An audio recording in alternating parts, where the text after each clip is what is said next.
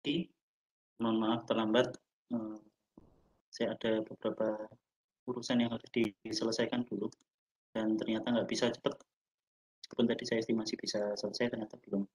Ya, kita lanjutkan untuk kuliah, mata kuliah Sistem Informasi Perencanaan. Ini di minggu ke-11 dan tema kita adalah analisis dan query spasial berbasis raster. Jadi, ini pertemuan ketiga kita ya mestinya. Pertemuan ketiga dan semakin lama kita udah semakin belajar banyak tentang analisis spasial. Jadi kalau di pertemuan pertama mungkin dengan Pak Diono juga teman-teman masih belajar tentang apa itu data ya, apa itu model, ya, bagaimana cara memindahkan objek yang ada di dunia nyata menjadi objek digital.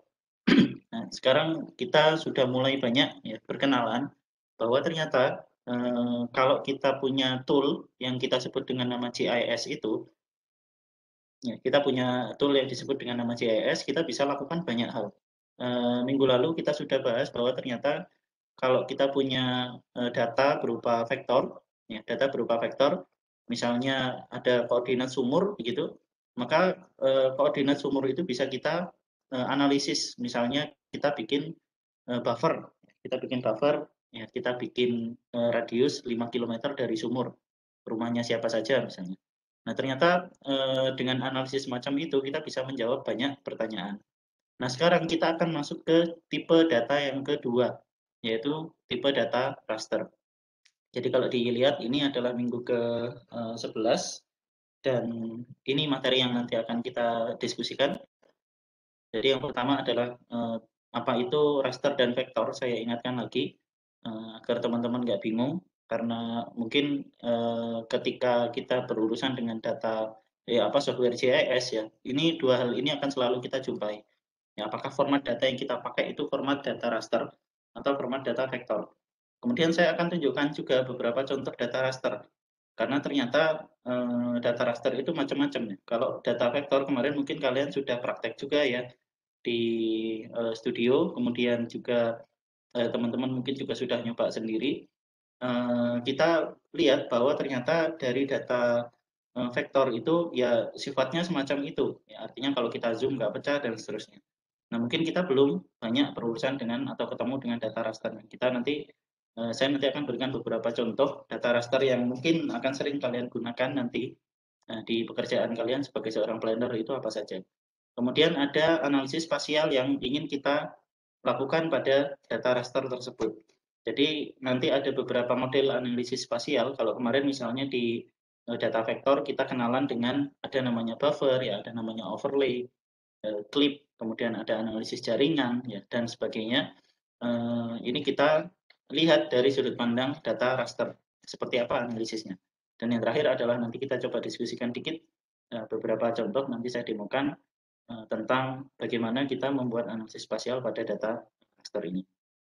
Ya, jadi seperti biasa, saya ingatkan untuk teman-teman kalau misalnya mau bertanya bisa anonim ke Slido, kemudian kalau mau nanya langsung monggo, nanya di luar jam kuliah silakan. Jadi sekali lagi dosen itu fasilitator, jadi kalau misalnya kalian masih belum paham, dan saya yakin kalian belum paham sebenarnya dari satu kali kuliah seperti ini, ya, apalagi online, silakan kalian langsung nanya, jangan ragu untuk bertanya. Nah, oke, jadi saya ulang lagi ya bahwa ini yang dijelaskan oleh Pak Diono. Ketika kita memindahkan dunia nyata ya, ada objek di dunia nyata misalnya si kucing ini. Apa? Objek di dunia nyata itu kompleks. Kita perlu memilih. Katanya si Longli, ya, kita perlu memilih. Ya. Dunia nyata itu tidak terbatas kompleksnya. Kita lihat kucing ada bulunya aja kalau kita zoom ada yang macam-macam yang ada di situ. Nah, kemudian komputer kita itu sangat terbatas ya. Sebenarnya komputer kita hanya bisa menyimpan dua nilai, 0 dan 1. Jadi ketika kita memindahkan objek yang ada di dunia nyata ke dalam komputer, kita perlu melakukan penyederhanaan. Sehingga penyederhanaan itu akan ya menghilangkan banyak hal penting dari objek dunia nyata yang kita miliki. Contoh kemarin, kalian punya bangunan misalnya rumah, ya, bangunan. Bangunan itu kompleks, ada atapnya, ada pintu, ada macam-macam. Tapi ketika muncul di peta dia hanya berupa sebuah kotak, hanya kotakan saja. Nah, itu kalau data vektor. Kalau data raster berarti mungkin dia terdiri dari beberapa piksel misalnya. Nah, ini adalah tugas dari seorang ahli GIS ya, termasuk nanti kalian juga planner. Gimana caranya kalian memilih model. Kalau misalnya saya ada rumah, nanti akan saya wujudkan dalam bentuk vektor atau raster. Ya, skalanya berapa? Apakah nanti sampai kelihatan halamannya atau hanya dari atas saja kotak gitu. Nah, ini adalah pemodelan dunia nyata. Sebelum saya lanjutkan, saya tanyakan dulu apakah ini sudah dijelaskan oleh Pak Dion. Mohon maaf, saya agak terlewat videonya beberapa pertemuan di awal. Sudah belum? Tentang data discrete dan continuous.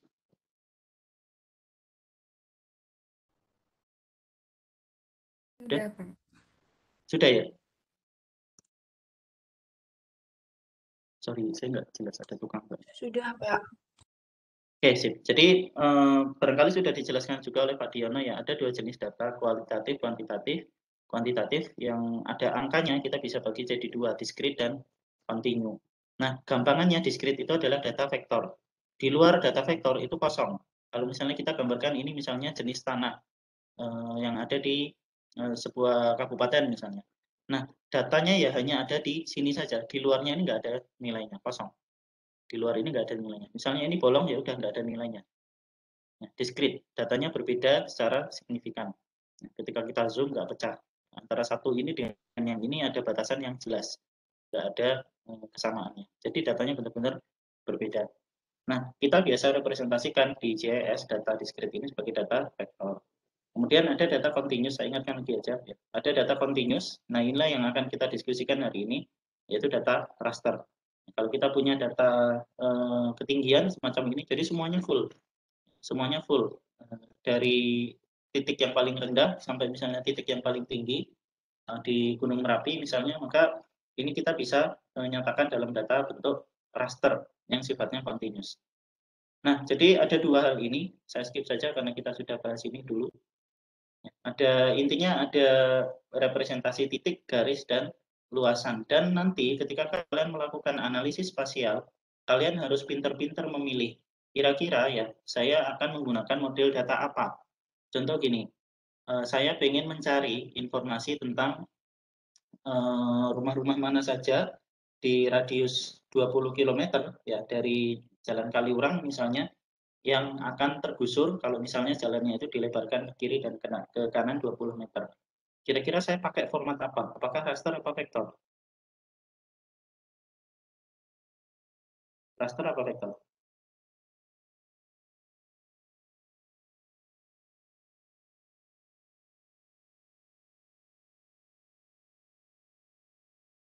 Raster apa vektor?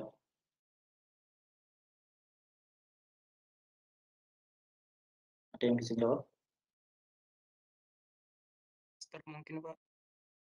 Ya, silakan. Raster mungkin. Raster. Kenapa raster? Indra.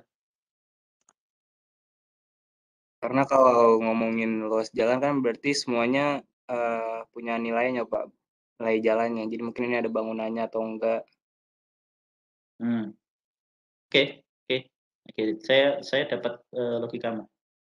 Yang lain ada jawaban yang lain berbeda Mungkin datanya bisa di overlay, Pak. dengan Rasternya di overlay di line-nya itu misalnya di overlay gitu. iya overlay-nya contohnya apa? Masih ingat minggu lalu? Misalnya garis itu dibesarin gitu, Pak.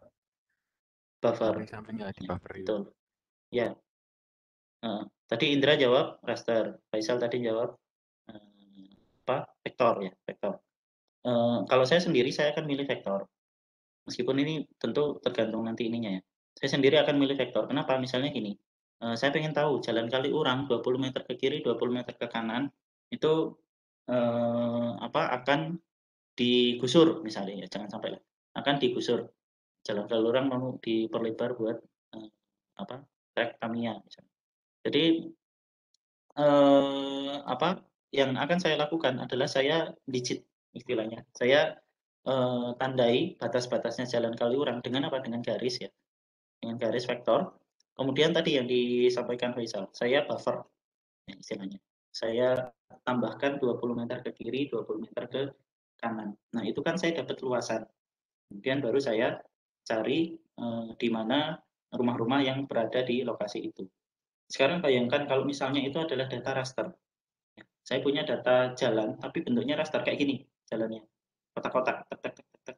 Nah, kalau misalnya saya pengen bikin 20 meter ke kiri, 20 meter ke kanan, gimana caranya?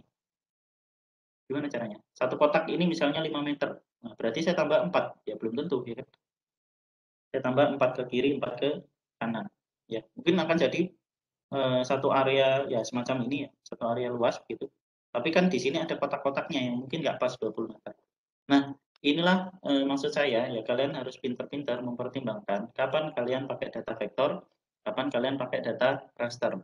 Itu yang pertama. Yang kedua, kalian ingat-ingat ya, analisis apa saja yang bisa dilakukan di vektor kayak kemarin ya. Kemarin kita punya buffer ya dari satu garis kita perbesar ke kiri dan ke kanan 20 meter.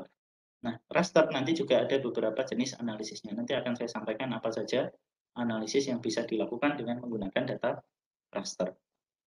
Nah, itu adalah hal-hal yang nanti akan berpengaruh ketika kalian membuat dan menggunakan analisis spasial dengan menggunakan software-software yang sudah dibahas di studio ya dengan asisten barangkali, yang nanti kalian akan ketemu bahwa kalau misalnya kita salah memilih data ya, nanti akan berlaku istilahnya GIGO ya, garbage in, garbage out.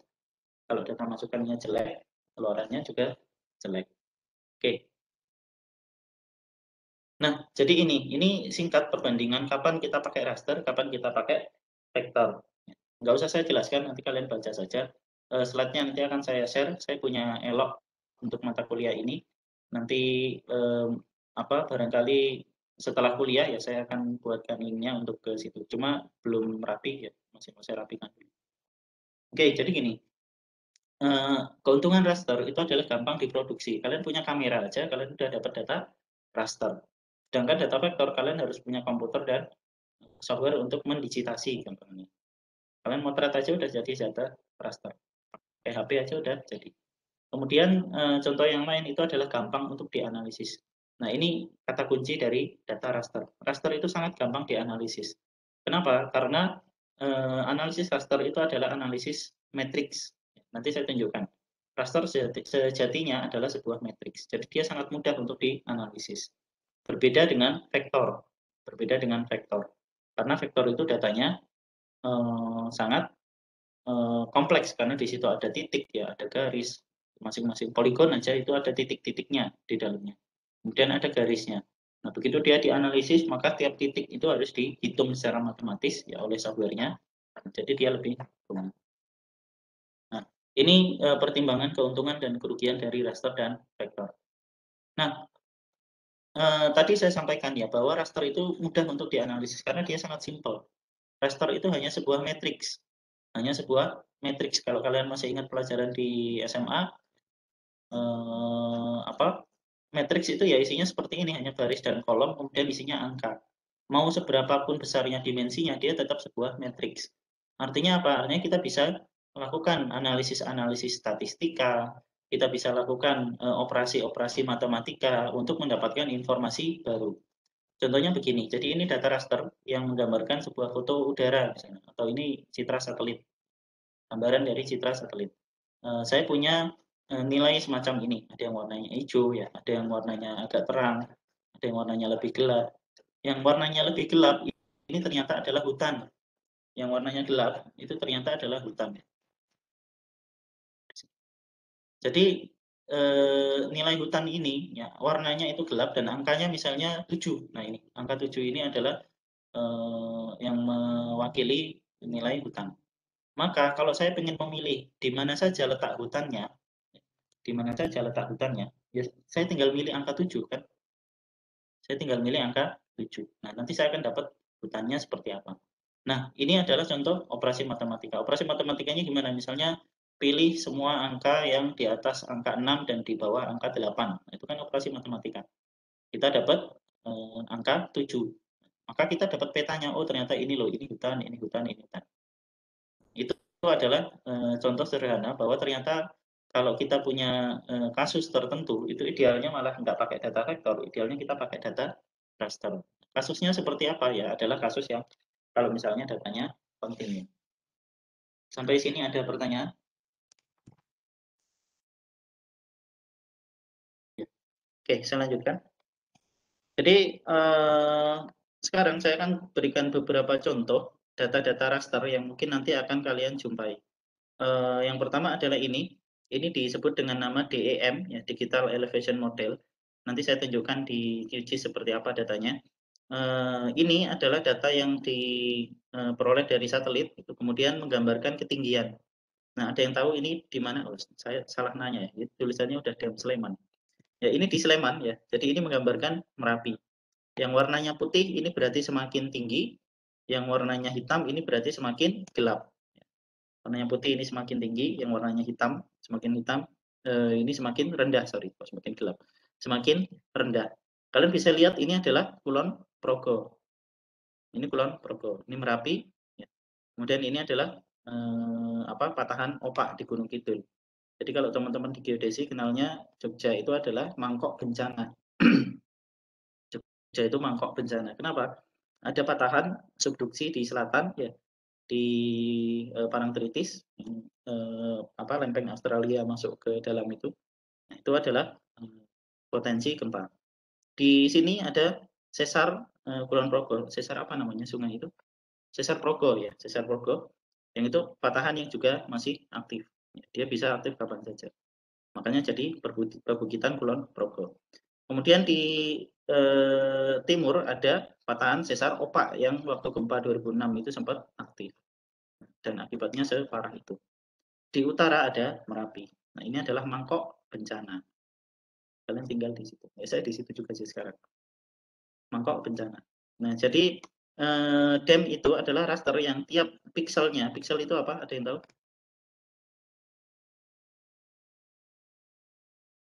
Satuan ukuran ya, Pak? Ukuran dari apa?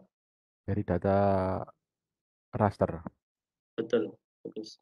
Jadi satu kotak ini kalau kita zoom ya data raster ini kalau kita zoom maka nanti dia akan jadi kotak-kotak yang kecil-kecil. Nah, satu kotak itu namanya satu piksel. Nah, piksel ini singkatan. Ada yang tahu kepanjangannya? Piksel bahasa Inggris itu singkatan. Picture element. Pixel. Jadi picture element itu disingkat jadinya piksel. Oke. Nah, jadi ini adalah contoh data DEM. Kalian bisa dapat data ini dari mana? Jadi misalnya kalian, wah saya pengen meneliti Jogja, ya, Gunung Merapi itu tingginya berapa? Saya pengen munculkan di peta misalnya. Saya pengen buat analisis tentang terrain, tentang permukaan topografi misalnya. Datanya kalian bisa download di sini. Jadi dari Badan Informasi Geospasial mereka menyediakan ada namanya DEMNAS, Digital Elevasi Model Nasional. Kita bisa dapat permukaan seluruh Indonesia. Resolusi itu berarti satu kotak tadi ya, satu kotak kecil yang dibilang Faisal tadi. Ukurannya itu 5 meter sampai 8 meter. Satu kotak 5 meter itu kita punya datanya. Ini ada di Indonesia. Jadi yang di sini ini bisa di-download gratis. Termasuk yang di laut. Ini ada data batimetri nasional. Jadi kita juga bisa dapat kira-kira, tapi masih belum detail ya. Baru sebagian lokasi. Gambaran di bawah laut itu kayak gimana sih topografinya. Nah, kalian bisa unduh di sini. Saya tahu kalian masih semester 1 dan baru selesai SMA, tapi saya ingin memberikan wawasan dan kalian nanti bisa nyari-nyari sendiri, ya, dan kalian bisa nanya dari materi yang saya kasih. Mungkin kalian masih bingung, DEM itu apa? Ya.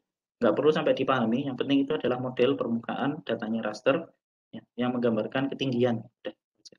Satu piksel itu nilainya, angkanya menggambarkan tinggi. 1000 berarti ketinggiannya 1000 meter. 0 berarti ketinggiannya 0 meter ya, di permukaan laut.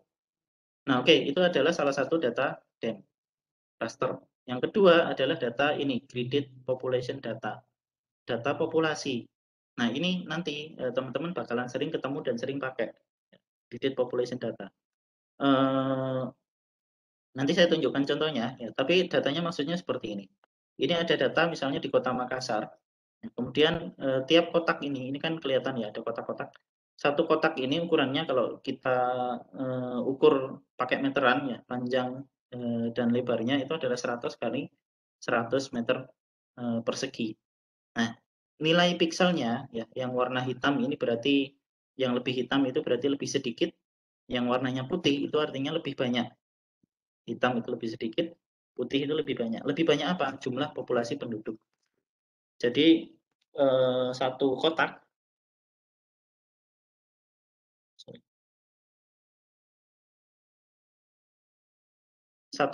itu adalah menggambarkan populasi penduduk yang ada di kotakan itu berapa. Jadi kita bisa tahu, oh ternyata daerah ini adalah daerah yang padat populasinya. Oh daerah ini di Makassar ini sedikit penduduknya dan seterusnya. Dan nanti kita bisa analisis, misalnya di sini terjadi banjir segini. Yang kena itu berapa orang? Nah, kita bisa hitung dari situ. Nah ini juga data yang gratis, kalian bisa download dari sini. Ya, ada namanya WorldPop, ya, populasi penduduk dunia.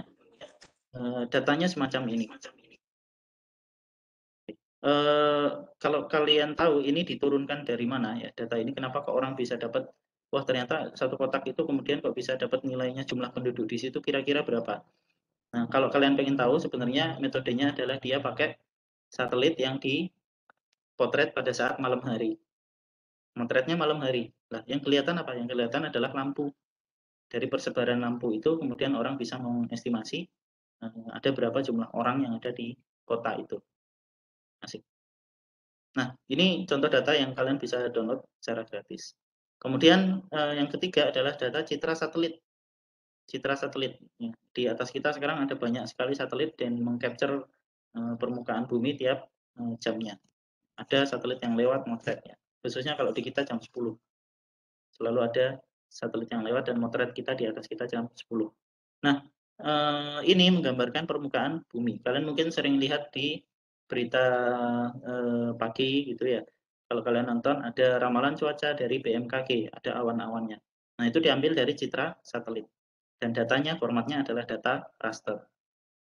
Datanya formatnya adalah data raster. Satu kotak, satu pixel itu menggambarkan konversi dari pengamatan sensor. Sensornya macam-macam. Ada sensor panas, ya, ada sensor panas yang dipasang di satelit namanya VIIRS. Nah, itulah yang kita pakai, yang dipakai oleh teman-teman kita di LAPAN. Kalau misalnya kalian pernah dengar istilah hotspot. Ada hotspot di Pulau Kalimantan, sejumlah 4. Nah, itu dari mana? Dari satelit yang mengamati panas di permukaan bumi. Kalau panasnya nggak normal, maka dia laporkan itu sebagai hotspot. Nah, ini adalah citra satelit. Ya. Kita bisa dapat banyak kesimpulan di sini dan kalian ya nanti sebagai planner, kalian akan banyak pakai data ini. Contohnya kalian bisa monitoring pertumbuhan kota Jogja dari tahun 1974 ya, ketika datanya ini ada ya, satelit Landsat namanya, sampai ke tahun 2021.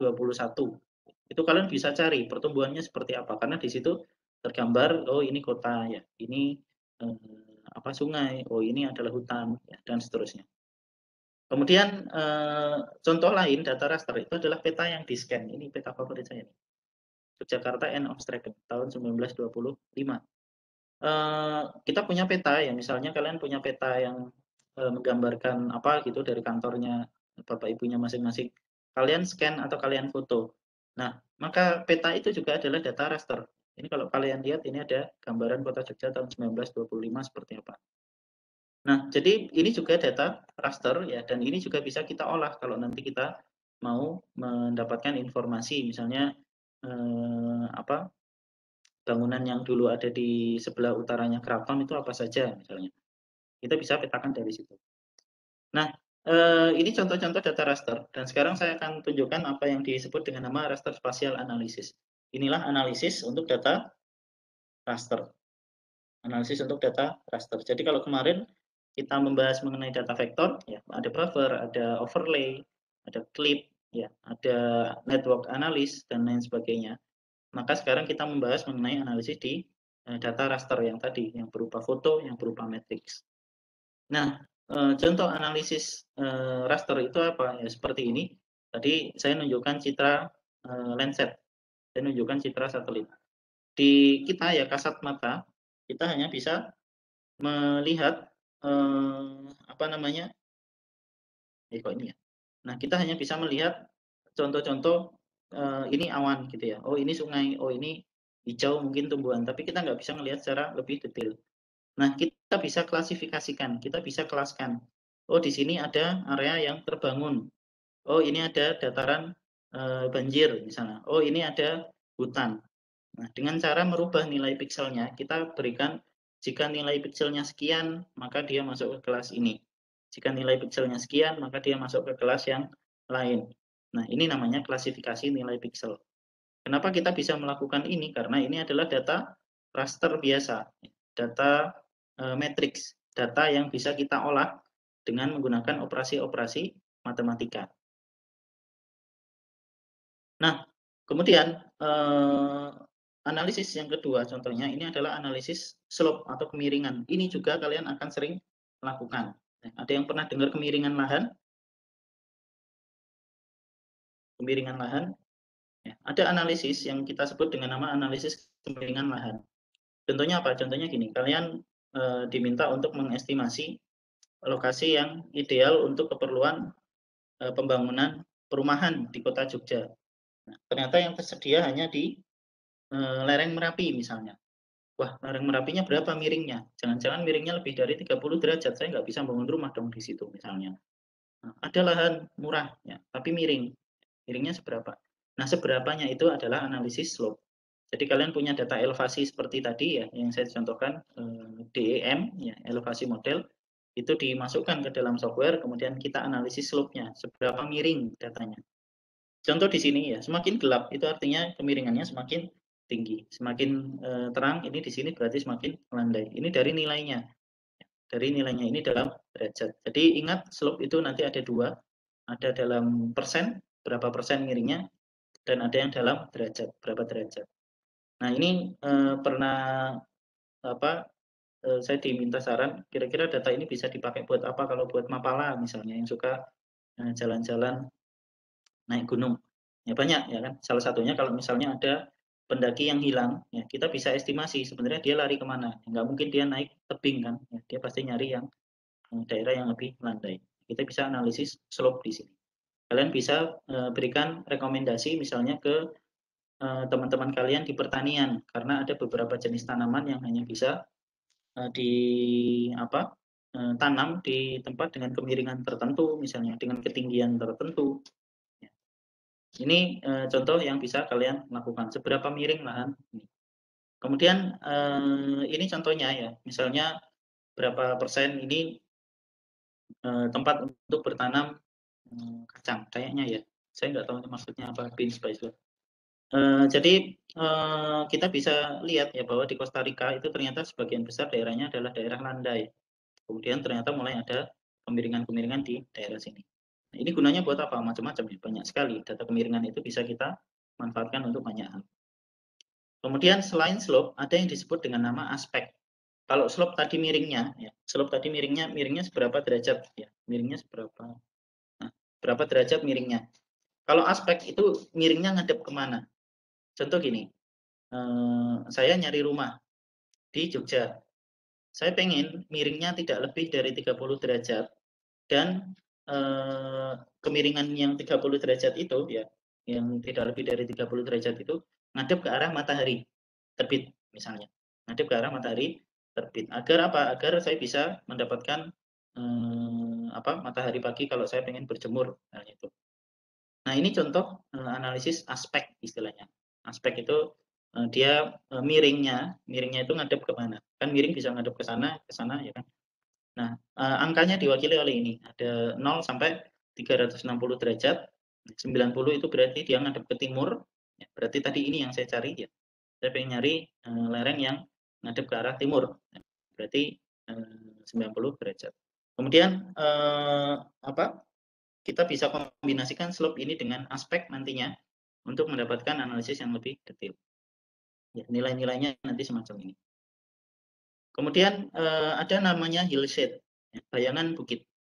Hillside ini nanti hasilnya semacam ini. Jadi seolah-olah ya di data kita tadi kemudian dikasih cahaya matahari, ya, dikasih cahaya matahari daerah yang kena bayangan mana saja.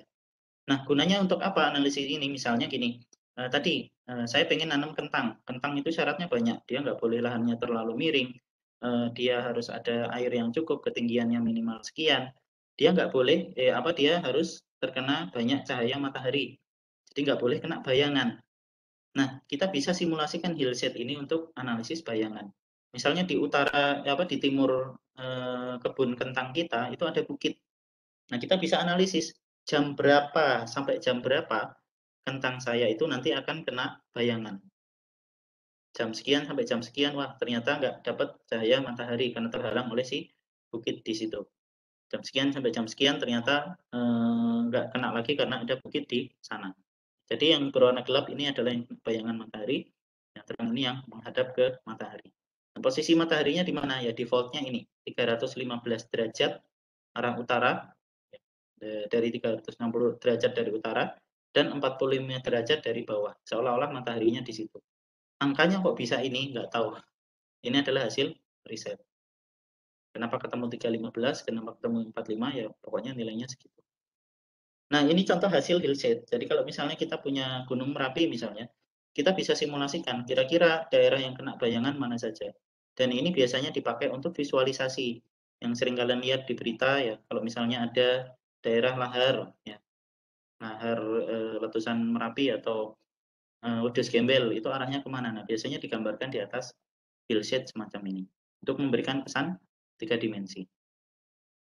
Nah, selain hillset nanti ada macam-macam. Nanti ini contoh 4 yang sering dipakai ya. Ada aspek, ada hillset, kemudian ada slope. Dan ini adalah peta kontur. Jadi dari data raster pun kita bisa dapat data vektor kalau kita konversi. Ada slope, aspek, kontur, dan hillset. Nah, ini adalah beberapa contoh analisis spasial yang nanti akan sering kalian pakai. Dan sering kalian pakai ketika kalian lulus. Nah, ada juga analisis raster yang bisa dipakai untuk analisis hidrologi. Barangkali ada yang gagal masuk sipil. Nah, ini ilmunya sipil. Kita bisa tahu arah aliran sungainya. Sungai Code di kota Jogja ya, X Code atau Kali Code, itu hulunya di mana? Asalnya dari mana? Ketika terjadi letusan Merapi ya, kita harus tahu apakah di hulunya itu ada endapan material dari letusan Merapi. Kalau ada, artinya sungai-sungai yang di bawahnya harus kita clearkan dari penduduk. Karena nanti kalau hujan ya boleh jadi akan terjadi banjir lahar. Bukan banjir lahar dingin ya, istilah yang benar, banjir lahar. Karena laharnya nggak dingin, saya ngalami. Laharnya nggak dingin, laharnya panas. Meskipun itu udah didinginkan, udah keluar dari perut Merapi. Nah, jadi itu kita bisa dapat yang istilahnya DAS, daerah aliran sungai. Daerah aliran sungai. Ini kalau misalnya kita analisis banjir yang di Malang. Ada yang di Malang sekarang rumahnya? Saya, Pak. Malangnya di mana? Daerah Belimbing. Oh ya, jauh ya berarti dari Batu ya? Ya, lumayan. Lumayan. Oke. Jadi misalnya kita pengen menganalisis apa sih penyebab flash flood atau banjir bandang yang ada di Malang kemarin. Saya pengen tahu, ya, jangan-jangan ya menurut saya, hipotesis saya, ada penebangan ya, ada penebangan hutan di daerah hulu. Nah, hulunya itu di mana? Mana saja yang daerah aliran sungai ya, watershed dari si sungai yang kemudian menyebabkan banjir bandang, atau nggak usah sungai lah ya, pokoknya aliran apapun yang kemudian menyebabkan banjir bandang di daerah Batu. Nah, kita bisa deliniasi ya, kita bisa batasi daerahnya. Oh, ini loh daerahnya. Ini daerah yang menjadi sumber dari arah aliran ini. Artinya apa? Artinya kalau air hujan jatuh di daerah sini, ya dia akan ngalir ke situ. Kalau dia keluar dikit aja, dia nggak ngalir ke situ. Nah, ini contoh analisis hidrologi. Jadi kita bisa simpulkan, oh ternyata kemarin ada penebangan liar di hulu itu, ya, di bagian yang seharusnya nyetok air, ternyata ditebang. Nah, maka akan mengakibatkan banjir bandang. Nah, ini contoh analisis yang bisa kita lakukan dengan data raster. Dan tool-tool ini sudah ada di software seperti GIS yang nanti saya juga akan tunjukkan. Sampai sini ada pertanyaan? Nggak ada. Oke, saya lanjutkan. Yang terakhir saya ingin menyampaikan tentang georeferencing. Tadi barangkali saya sudah nunjukkan ya, ada peta kuno. Saya suka ngumpulin peta-peta kuno ya. Jadi Indonesia itu banyak peta-peta kuno yang di situ kaya sekali informasi. Kita bisa lihat Jogja zaman dulu seperti apa, nama-nama jalannya kayak gimana, kenapa desa saya namanya ini misalnya. Saya bisa cari di peta-peta kuno itu. Ada ceritanya. Oh ternyata dulu Belanda sempat motret desa saya dengan menggunakan pesawat. Saya ada fotonya. Nah, peta-peta kuno itu kan belum punya koordinat. Ya, belum punya koordinat. Padahal kita mau melakukan analisis GIS, ya, geo, ada lokasinya. Nah, artinya kita bisa berikan lokasi kepada hasil scan-scanan tadi. Ini menjawab pertanyaan minggu lalu ya, gimana kalau misalnya datanya nggak ada. Ada banyak cara ya, ada dan ada banyak jalan yang bisa kalian lakukan untuk dapat data. Salah satunya kalian misalnya datang ke instansi, minta peta ya, ada nggak petanya? Oh ada, tapi print-printan. Ya. Ya sudah, kalian tinggal scan, kemudian nanti dimasukkan ke komputer, kita lakukan operasi yang disebut dengan nama georeferencing. Ya, memberikan koordinat ke semua nilai piksel yang ada di sebuah citra. Caranya gimana? Ya pilih saja misalnya 4 titik, kita kasih koordinatnya, ya matematikanya nggak usah kalian urus. Kemudian nanti dia akan di transformasi.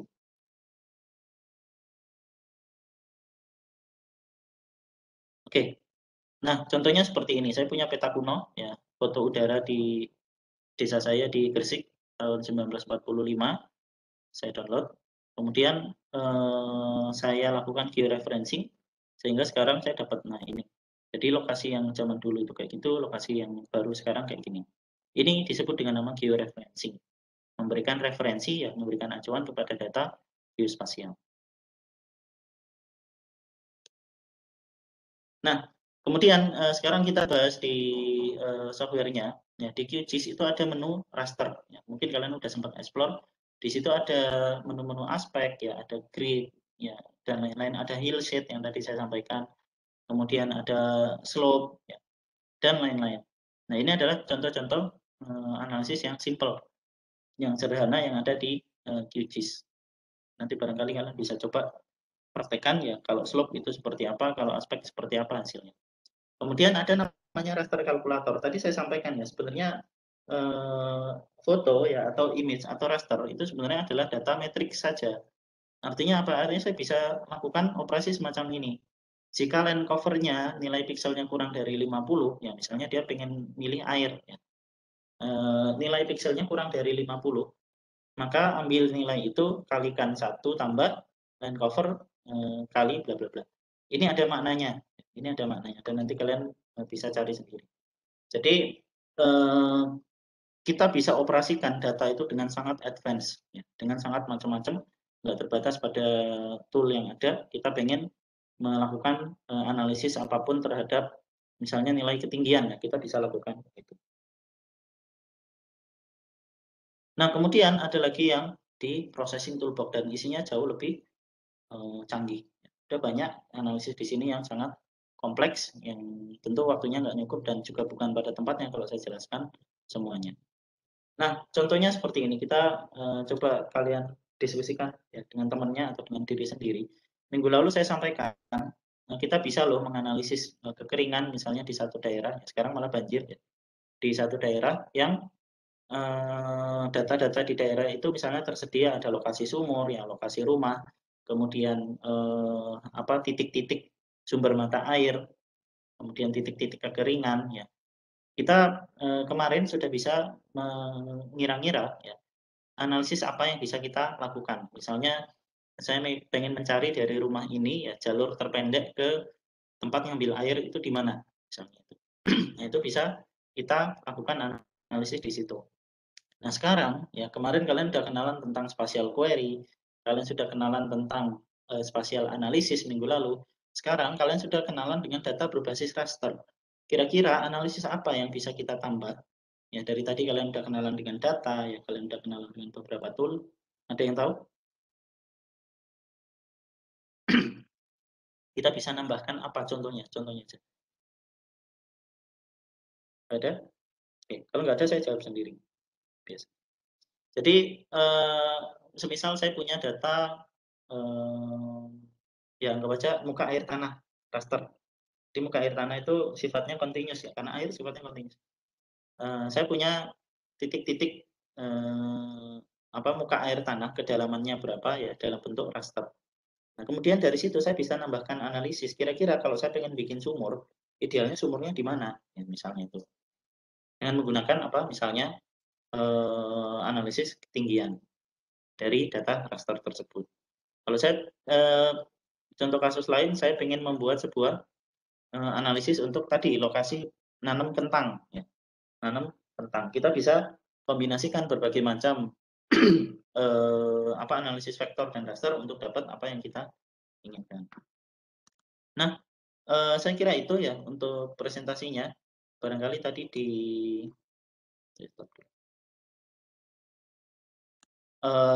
Slido ada beberapa pertanyaan.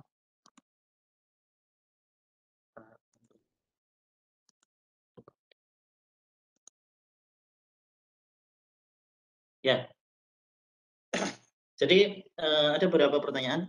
Apakah data raster bisa digunakan untuk layering? Betul. Ya, pertanyaan bagus. Kemarin kita kenalan dengan data vektor ya. Kemudian saya tunjukkan misalnya ada overlay.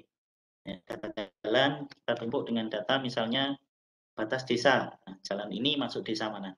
Apakah raster juga bisa dipakai untuk itu? Jawabannya bisa. Jawabannya bisa. Dan analisis dengan raster itu lebih cepat ya dari sisi komputasi waktu dibandingkan dengan analisis berbasis vektor. Kenapa begitu? Karena kalau raster ya kita layering, kita tumpuk antara satu layer dengan layer yang lain, sifatnya adalah data matrix.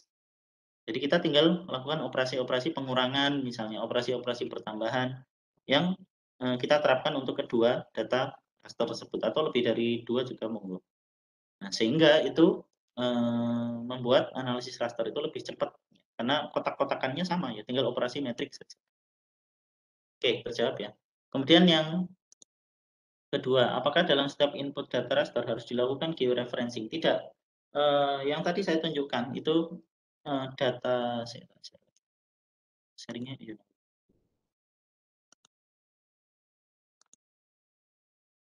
Ya, yang tadi saya tunjukkan data ini misalnya, ini adalah data foto udara itu yang saya maksud tadi.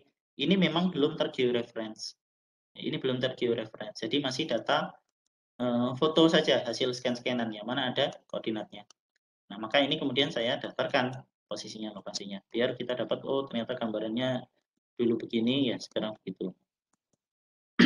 Nah, kemudian ada data jenis lain yang di dalamnya itu sudah ada geometrinya, sudah ada posisinya. Contohnya apa? Contohnya data Demnas. Data Demnas itu sebenarnya sudah ada datanya. Ya, contoh yang lain misalnya adalah data citra satelit. Ya, citra satelit itu sudah juga memuat data lokasinya. Sehingga kita bisa langsung tambahkan ya ke dalam QGIS atau ke dalam ArcGIS tanpa perlu georeferencing. Oke, terjawab. Apakah bisa digeneralisir bahwa data vektor lebih digunakan untuk mencari sesuatu yang berhubungan dengan lokasi, sedangkan data raster lebih digunakan untuk mencari detail di suatu area? Barangkali bisa demikian ya, tapi ini tidak selalu. Ya, tidak selalu. Kalian harus sebagai mahasiswa keep an open mind ya. Wah ini dosennya ngajari kayak gini, jangan-jangan itu hanya satu-satunya cara. Enggak ya. Silakan kalian cari sendiri. Nanti akan ada banyak misalnya yang dimaksud di pertanyaan ini itu site selection istilahnya. Pemilihan lokasi. Nanti kita akan pelajari 2 minggu lagi. Minggu depan kita belajar tentang analisis 3D sebentar saja. Kemudian di minggu depannya lagi kita akan belajar tentang contoh kasus. Kita coba bikin kalau dari saya punya data-data semacam ini, saya ingin menganalisis lokasi mana yang ideal untuk tempat saya investasi bangun hotel misalnya. Saya ingin bangun hotel. Nah, berarti biasanya data yang dipakai adalah data vektor. Tapi apakah raster nggak bisa? Jawabannya bisa saja. Bisa saja. Jadi tergantung dari ketersediaan data yang pertama ya. Kalau nggak ada data yang lain ya udah itu yang dipakai gitu kan. Ya. Kemudian yang kedua tergantung dari bagaimana kalian melakukan pemodelan. Oke, saya kira udah terjawab semua. Lebih cepat ternyata ya. Ada pertanyaan? Saya persilakan. Nggak ada. Oke, kalau nggak ada, ya, Permisi. silakan. Ini untuk materi dapat diakses di mana ya, Pak? Ya, sorry. Nanti saya akan share di grup WA ya. Saya belum selesai menyiapkan eloknya. Eloknya ada, ya eloknya ada, dan saya harusnya ngasih tahu kalian dari kemarin, cuma saya belum sempat. Dan tadi baru keinget, makasih tadi siapa Ayu ya, ngasih tahu saya materinya mau ditaruh mana. Ya pasti saya share semua. Pasti saya share semua. Oke. Nanti saya share di elok. Barangkali enrollment key-nya nanti akan saya sampaikan di grup. Kemudian silakan join dan kalau rekaman kalian dapat ini enggak? Dapat videonya enggak?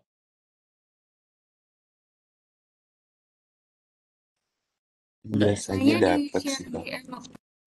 Oh iya, oke. Oh iya, nanti berarti saya share juga ke situ. Ya oke, artinya jangan khawatir untuk materi ya memang nanti akan untuk di-share semua. Bahkan biasanya rekaman kuliah saya upload ke YouTube. Kalau misalnya nanti ada yang mau ditanyakan dari apa yang kalian pelajari sendiri, kalian nggak harus nunggu jam kuliah, silakan kapan aja WA atau ya WA aja, kemudian nanya pertanyaan kalian. Kalau bisa nanti saya jawab. Ya saya kira itu. Makasih untuk kehadirannya dan Bapak, ya silakan. tadi saya mau nanya dulu. Oh iya silakan. Jadi buat raster kan dia datanya per pixel ya, Pak. Terus pixelnya bisa kita georeference kan. Nah misalnya kayak kita ada mau numpuk 2 layer raster gitu, misalnya satu layer rasternya tuh udah ke georeference ke titik ini, terus kayak tapi satunya yang mau kita tumpuk, dia georeference-nya tuh salah, jadi kayak pixelnya tuh jadi kan pixel kalau di zoom jadi kotak-kotak kecil kan, Pak? Betul. Tapi pixelnya tuh dia kayak nggak sejajar, nggak nyatu sama yang bawahnya gitu. Itu bisa kejadian nggak sih sebenarnya? Bisa dan akan selalu terjadi. Akan selalu terjadi. Jadi bahkan gini misalnya, saya punya foto tadi ya, misalnya peta scan-scanan. Pernah dengar DPI ya? Dot per inch. Ketika kalian nge-scan sesuatu itu kemudian ditanya berapa DPI gitu misalnya. Dot per inch itu dalam 1 inci ada berapa titik atau berapa pixel. Nah, artinya semakin tinggi itu kan semakin besar hasil scan-scanannya. Cuma kan nggak semua printer bisa. Nah, itu aja udah akan menentukan bahwa jumlah pixel dari gambar yang sama di-scan dengan 2 settingan yang berbeda, itu ukuran pixelnya udah beda. Ya, ukuran pixelnya udah beda. Kemudian apalagi kalau misalnya saya ngambil citra Landsat. Citra Landsat itu resolusinya 30 meter misalnya. Kemudian saya ngambil citra foto udara, ya, motret pakai drone. Resolusinya 4 cm. Nah, kotak-kotakannya ukurannya pasti beda. Nah, ini kalau di geodesi ini dibahas namanya resampling. Jadi ketika kita menumpukkan 2 buah raster, itu pasti ada perbedaan kotak-kotaknya. Ya, meskipun itu ukurannya sama persis, ya citra yang sama persis kita tumpukin, pasti mungkin barangkali kalau ada metode akuisisi yang berbeda ya, posisinya pasti berubah. Nah, resampling itu satu teknik yang bisa dipakai untuk mencari kira-kira nilai pixel yang baru itu apa hubungannya dibandingkan dengan 2 nilai pixel yang sebelumnya. Contohnya resampling itu mungkin yang kalian pernah sering dengar itu namanya kayak nearest neighbor. Yang suka main game itu kadang-kadang dengar juga ada istilah resampling. Nah, sebenarnya resampling itu. Kalau kita punya beberapa data, kita gabung, kita pengen dia pakai resolusi berapa. Itu namanya resampling. Dan itu kita bisa lakukan. Ya, jelas ya? Ya, Pak, terima kasih. Siap, sama-sama. Ada yang mau nanya lagi? Nggak ada? Ya, kalau nggak ada saya cukupkan ya, dan saya juga masih harus ke kampus ini. Kalau nanti ada pertanyaan di luar kuliah silakan ditanyakan di nomor saya. Dan ini saya tutup. Terima kasih. Assalamualaikum warahmatullahi wabarakatuh. Waalaikumsalam. Terima kasih, Pak. Terima kasih, Pak. Selamat siang. Terima kasih, Pak. Terima kasih, Pak. Selamat siang. Terima kasih banyak, Pak. Terima kasih, Pak. Terima kasih, Pak.